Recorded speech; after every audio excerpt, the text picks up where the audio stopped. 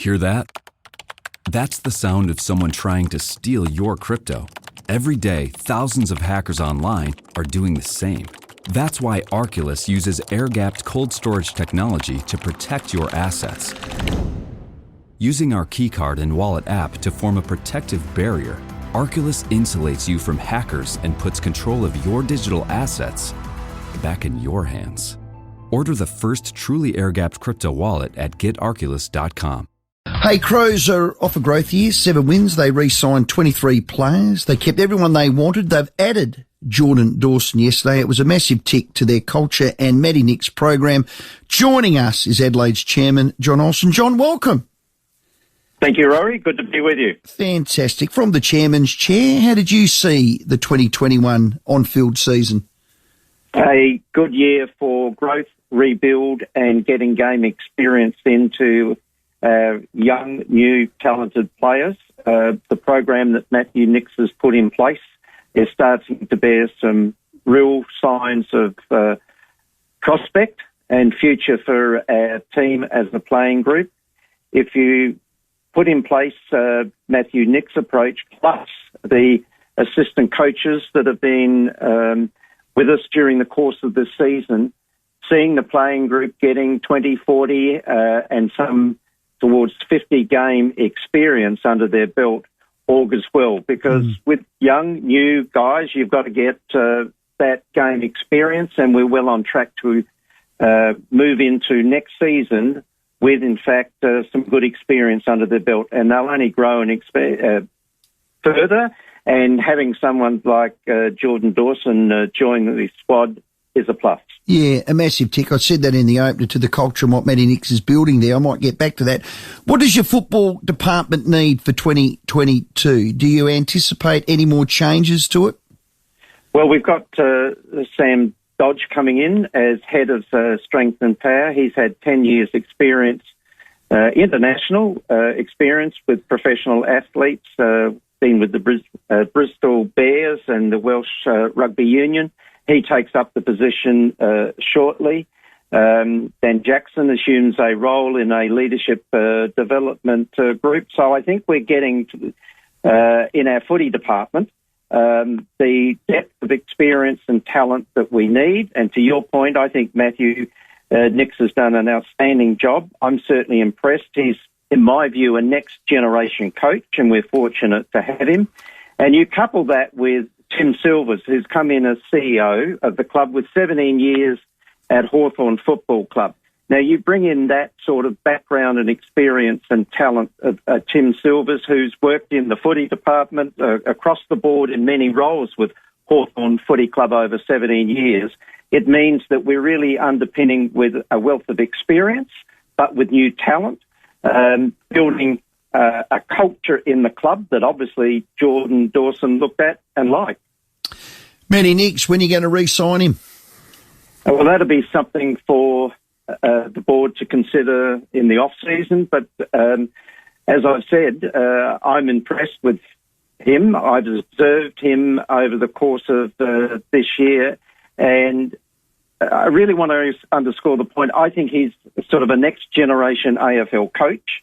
And the way in which he's structured, the way in which the players have bought in to what he's building, the structure he's putting in place, the game plan he's wanting to implement, and with the support of the assistant coaches that were put in place during this season, that foundation is pretty solid in my view. And we'll look at Matthew's contract. He's got a contract through to the end of next year. But in the off-season, we'll have a look at that and have discussions with him, his manager, and the board will give some further consideration to it.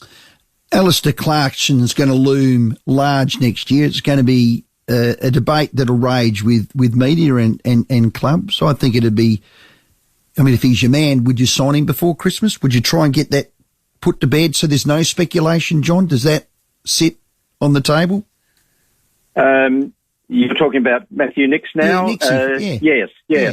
To stop speculation, get him done.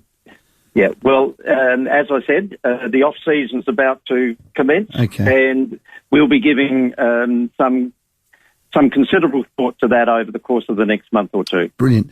Why is it Neil Balme at your footy club? Well, Neil will have to explain that. We, as you know, 2 years in a row have had discussions with Neil, but for a variety of reasons, he's decided to stay in Melbourne, so we've moved on from that, and that's a number of the appointments that I indicated to you a moment ago we put in place.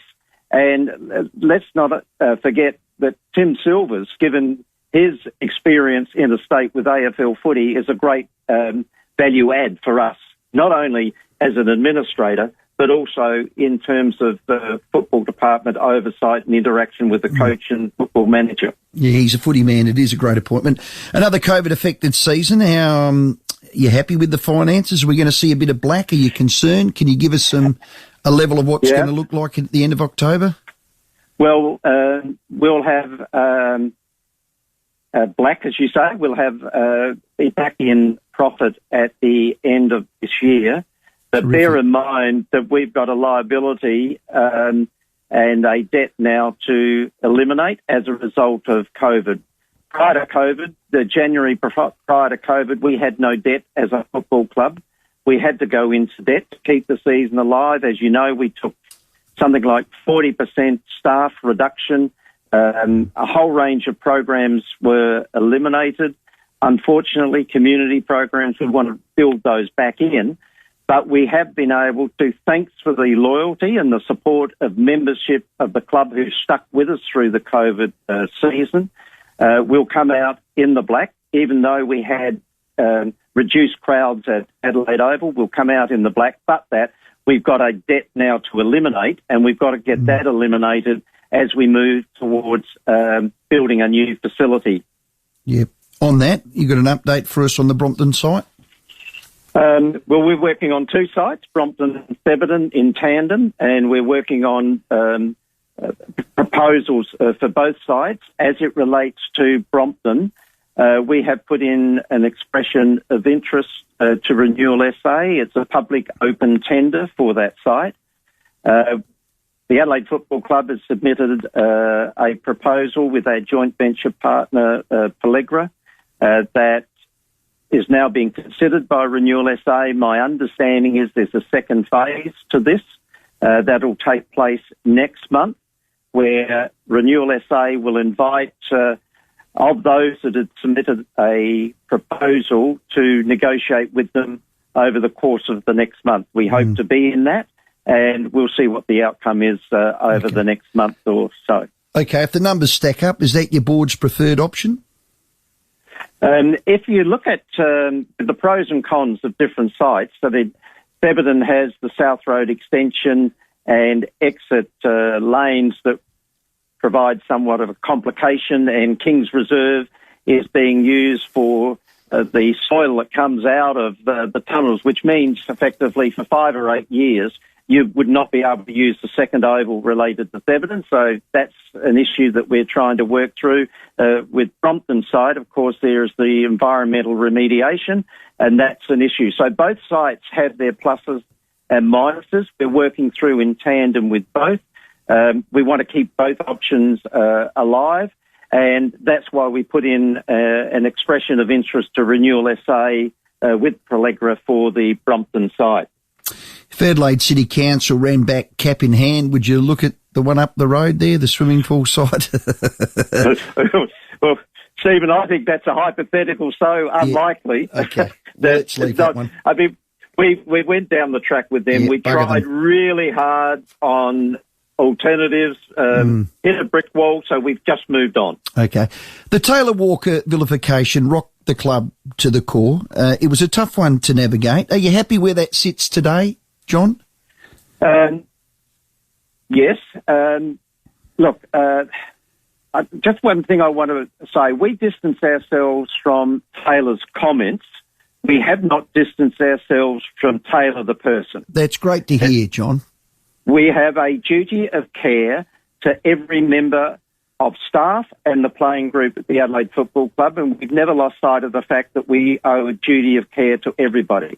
That said, yes, the issue has created a lot of issues that we've had to quietly, behind the scenes, resolve and work our way through. Taylor's on a journey, and as Matthew Nick said at the best and fairest, there are players like Paul Seesman, Rory Laird, Ben Keys, and Taylor Walker, who had a really good season in 21, and he wants them to be part of season 22.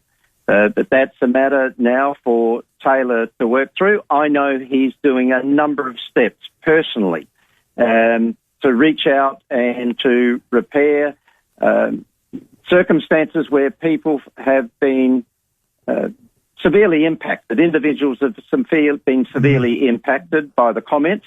So there's a journey here to get this fixed, and we're all working to achieve that objective, and so we can move on.